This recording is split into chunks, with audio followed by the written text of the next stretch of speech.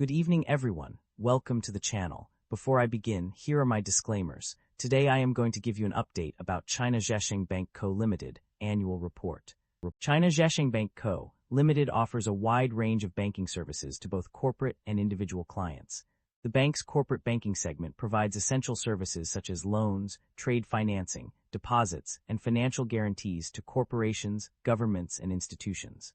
In addition to corporate services, the retail banking segment caters to individual customers with personal loans, advances, deposits, wealth management, and bank card business.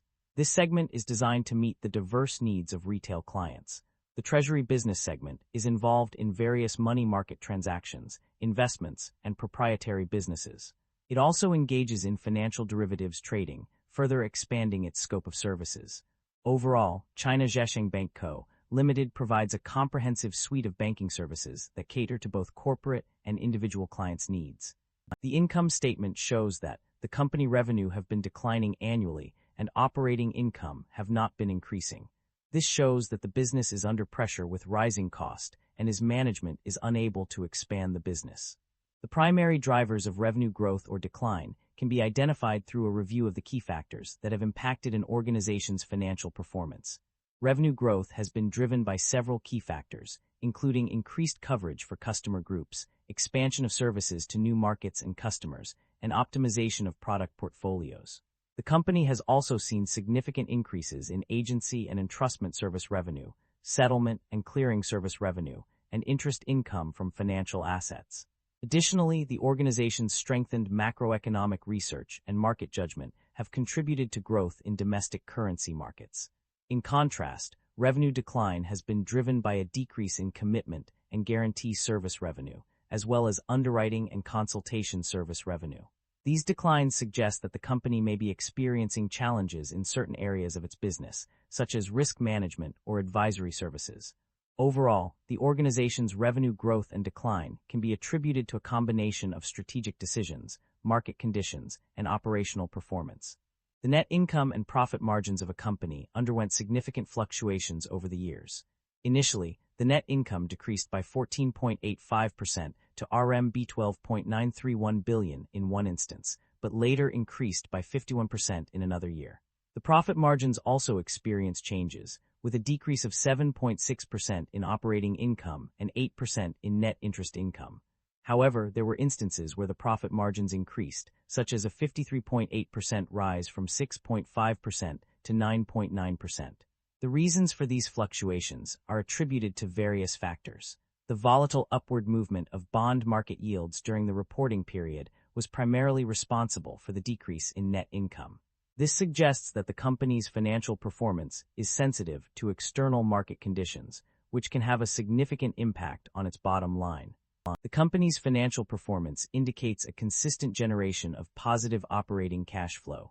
According to the extracted summaries, in both years 2025 and 2024, the company has reported significant amounts of positive operating cash flow.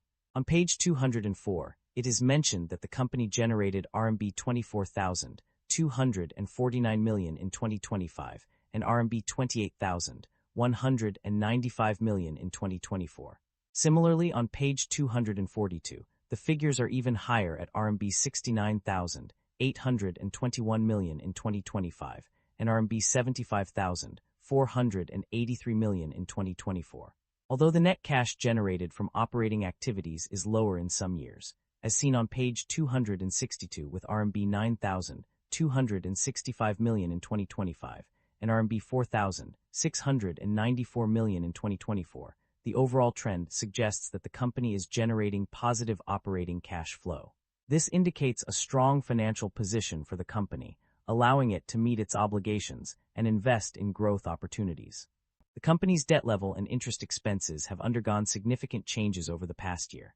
Initially, the debt level increased by RMB 145,467 million from January 1, 2024 to December 31, 2024. Reaching a total of RMB 544,713 million. However, in 2025, the debt level decreased by RMB 29,051 million, resulting in a total of RMB 515,662 million. In terms of interest expenses, there was an initial decrease of RMB 8.366 billion, 12.76%, in 2025 compared to 2024. However, this trend was short-lived, as the interest expenses increased significantly from RMB 12,078 million to RMB 14,484 million. Despite this increase, the company's interest expenses still decreased by RMB 91,356 million from RMB 706,564 million in 2024 to RMB 615,208 million in 2025. The decrease in debt level and interest expenses can be attributed to various factors, including a reduction in placements with banks and other financial institutions. The company's decision to reduce its reliance on external financing has likely contributed to the decline in debt levels. Overall, while there have been fluctuations in both debt level and interest expenses, the trend suggests a decrease in these areas over time. The performance of various regions in China has been analyzed based on extracted summaries. On the positive side, the Yangtze River Delta region showed significant improvement, with a notable increase from 57.69% to 62.2%. This region also demonstrated improved loan and non-performing loan ratios. In addition, the Midwestern China region experienced an improvement in its loan ratio and non-performing loan ratio. These regions have shown promising growth and stability in their financial performance.